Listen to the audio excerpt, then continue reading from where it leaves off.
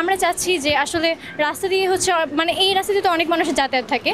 তো আমাদের 71 সালে যে ঘটনা ঘটে গেছে, যে যুদ্ধ ঘটে গেছে, তো তার প্রেক্ষিতে এখন দেখা গেছে যে 2024 সালে কোটা আন্দোলন নিয়ে শুরু হয়েছিল, কিন্তু বর্তমানে সেটা এখন কোটা আন্দোলন নেই। এখন বর্তমানে সেটা হচ্ছে মানে সেই দেখা গেছে যে সরকার পতনের দিকে, কিন্তু এর ফলে মানে আমাদের অনেক ভাই মানে বড় ভাইয়েরা হচ্ছে তাদের প্রাণ দিয়েছেন। তো আমরা চাচ্ছি যে এখানে এমন কিছু আর্ট করার যেন মানুষ সেগুলো দেখে ইন্সপায়ার্ড হয় বা বুঝতে পারে যে আমাদের সিনিয়ররা বা যারা শহীদ হয়েছেন তারা আমাদের দেশের জন্য কী কী করেছেন, যেন ভবিষ্যতে যারা আসবে, ভবিষ্যৎ প্রজন্ম যেন সেটা দেখে বুঝতে পারে যে আসলে তাদেরও ওই বিষয়ে হচ্ছে উদ্বুদ্ধ করার জন্য আমরা মানে এই ইয়েগুলো করছি। যেমন এখানে আবু সাইদ ভাইয়ার একটা করা হচ্ছে, তিনি হচ্ছে এখানে আগুনের শিখায় হচ্ছে তিনি জ্বলছিলেন, কিন্তু যখন তিনি মারা যান তখন হচ্ছে পাশের যে মোমবাতিটা সেখানে হচ্ছে তার মানে উনি যে মারা গেছেন, তো ওইটা হচ্ছে তার ইয়ে আসবে যে মানে রক্তর একটা ইয়ে আসবে যে উনি আসলে শহীদ হয়েছেন, মানে দেশের জন্য শহীদ হয়েছেন। তো আমরা ওই বিষয়গুলো আসলে প্রত্যেকটা ইয়াতেই ফোটাতে তুলে ধরার জন্য চাচ্ছি আর কি। এটা হচ্ছে ফুল সূর্যমুখী, ভাঙা অংশটুকু সূর্যমুখীর যে ইটা থাকে না সেটুকু, আর এটা হচ্ছে শিখার প্রদীপ বা মোমবাতিতে আমাদের আবু সাইদ ভাইয়ার পোর্ট্রেটটা, তিনি হতেছে মোমবাতির আলোতে চলছেন। আর এটা হতেছে রক্ত দেওয়া হবে, এখনও তো হয়নি, এটা হচ্ছে রক্ত দেওয়া হবে যে আমাদের শহীদদের প্রাণ জেগেছে, শহীদদের রক্ত, সেই রক্তগুলো যাবে। তো আন্দোলনে আমরা অনেক অরাজকতা দেখেছি, অনেক বিভিন্ন কারণে ছাত্রছাত্রীরা, আমাদের মতো ছাত্রছাত্রীরা এইগুলা ভ্যান্ডালাইজ করে ফেলেছে, নষ্ট করে ফেলেছে।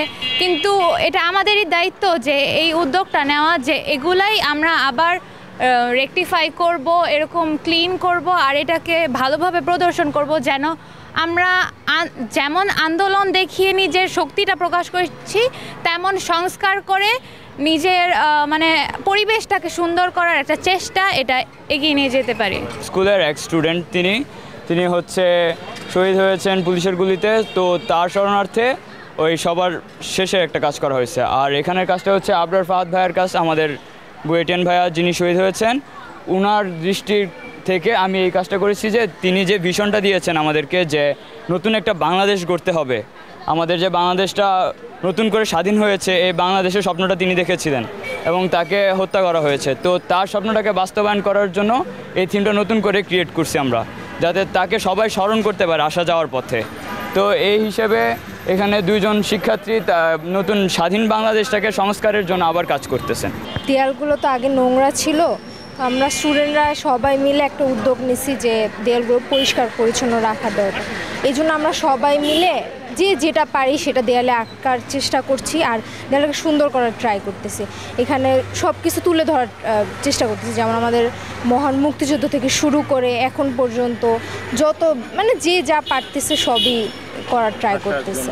হ্যাঁ, ভাষার জন্য মানে আমাদের কনসেপ্টটা ছিল হচ্ছে 52 সালে যে স্টুডেন্টদের ভাষা আন্দোলন করছে, 69 সালে যে গণ অভ্যুত্থান, পরে 71-এর মহান মুক্তিযুদ্ধ, আর 24 যে এত বড় প্রোটেস্ট হলো, এটা সব কিছু আগে তুলে ধরছে আমাদের। ঢাকা বিশ্ববিদ্যালয়ে যে অপ্রীতিকর একটা ঘটনা ঘটেছে, সেখানে আমাদের বিশিষ্ট ক্যালিগ্রাফার মোল্লা হানিফ ভাই এবং উসাইদ মোহাম্মদ ভাই, ঢাকা বিশ্ববিদ্যালয় এরিয়াতে ক্যালিগ্রাফি করার কারণে অ্যারাবিক ক্যালিগ্রাফি, সেখানে একটা বাধা আসে। এটা তো আমাদের একটা ঐতিহ্য, ইসলামিক একটা শৈল্পিক সৌন্দর্য, এটা যেখানে ইচ্ছা আমরা সেখানে করতে পারি, মুসলিম দেশ। সো সেখানে বাধা আসার কারণে পুরো দেশব্যাপী মানুষের মধ্যে একটা বিরূপ প্রতিক্রিয়া সৃষ্টি হয়, যে কারণে আজকে এই পর্যন্ত মানুষ আরবি গ্রাফিতি করার একটা জাগরণ তৈরি হয়েছে বলতে গেলে। সবাই সব জায়গায় করতে, সব জেলায় এটা হইতেছে।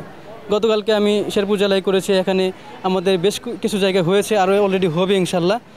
তো এটা আশাবাদী, এটা আমাদের মুসলিম যে একটা ঐতিহ্য এবং শৈল্পিক কাজ, এটা ওই দেশ তালিবান হয়ে যাবে, ইন্ডিয়া হ্যানত্যান হয়ে যাবে, এরকম কোনো কিছু না, ঠিক আছে? তো এটা আমাদের করতে হবে, এটা আমাদের ইসলামিক একটা সৌন্দর্য।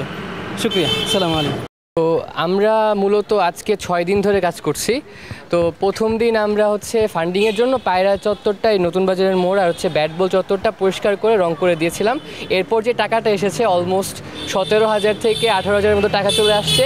এটা দিয়ে আমরা হচ্ছে সৈয়দ নজরুলের অপোজিটের আর ওই এরিয়াটাতে করেছি সৈয়দ নজরুল এটার পরে আমরা এখানে শুরু করেছি। তো যেই জায়গাগুলোতে আমাদের ওই বিভিন্ন ধরনের স্প্রে পেন দিয়ে রং করা ছিল, দেওয়াগুলো নষ্ট ছিল, সেটা হচ্ছে আমরা প্রথমে সাদা রং বা যে কোনো রং করে তারপর হচ্ছে এর উপর আমরা বিভিন্ন শৈলী আর হচ্ছে বিভিন্ন চিত্রকল্প তুলে ধরেছি, যেটা আমাদের এতদিনের যে ঐতিহ্য এবং এতদিনের যে ঐতিহাসিক ঘটনাগুলো সেগুলোকে তুলে ধরে।